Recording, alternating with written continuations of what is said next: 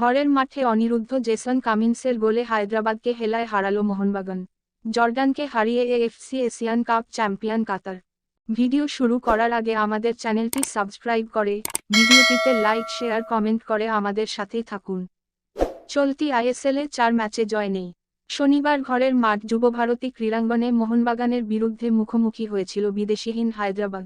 আইএসএলে league টেবলের একেবারে তলায় রয়েছে নিজামের শহরের দল। সেই দলের বিরুদ্ধে 2-0 গোলে জয় পেল আন্তোনিও লোপেজ হাবাসের ছেলেরা। সবুজ মেরুনের 2 গোলদাতা অনিরুদ্ধ থাপ্পা ও জেসন কামিন্স।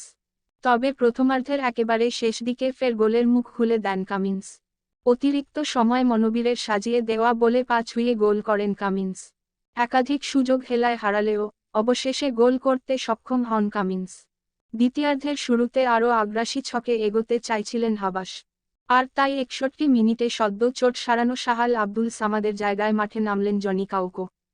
কাউকো নামতেই গ্যালারিতে চিৎকার শুরু হয়ে যায়। মাঠে নামতেই কাউকো গোলের জন্য ঝাঁপিয়ে পড়েন। 65 মিনিটের মাথায় মনোবীর বল বাড়িয়ে দেন তার দিকে। বক্সের বাইরে থেকে জোরালো শট নেওয়ার চেষ্টা করেন কাউকো, যদিও বল মাঠের বাইরে চলে যায়।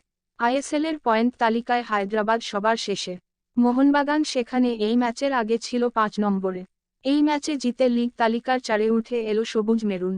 14 ফেব্রুয়ারি এফসি গোয়ার বিরুদ্ধে অ্যাওয়ে ম্যাচে নামবে গতবারের আইএসএল জয়ী দল। এদিকে এদিনে এফসি এশিয়ান কাপের ফাইনালে মুখোমুখি হয়েছিল কাতার বনাম জর্ডান। যেই ম্যাচটিতে কাতার 3-1 গোলে ম্যাচ জিতে শিরোপা জিতে নিয়েছে। এক কথায় বলতে গেলে জর্ডান কাতারকে ইচ্ছে করে জিতিয়ে দিয়েছে। কেননা কাতার যেই 3টি গোল করেছে সবকটি পেনাল্টি থেকে। এক ম্যাচ 3-3টে পেনাল্টি, তাও আবার ফাইনালে এক টিমের বিরুদ্ধে।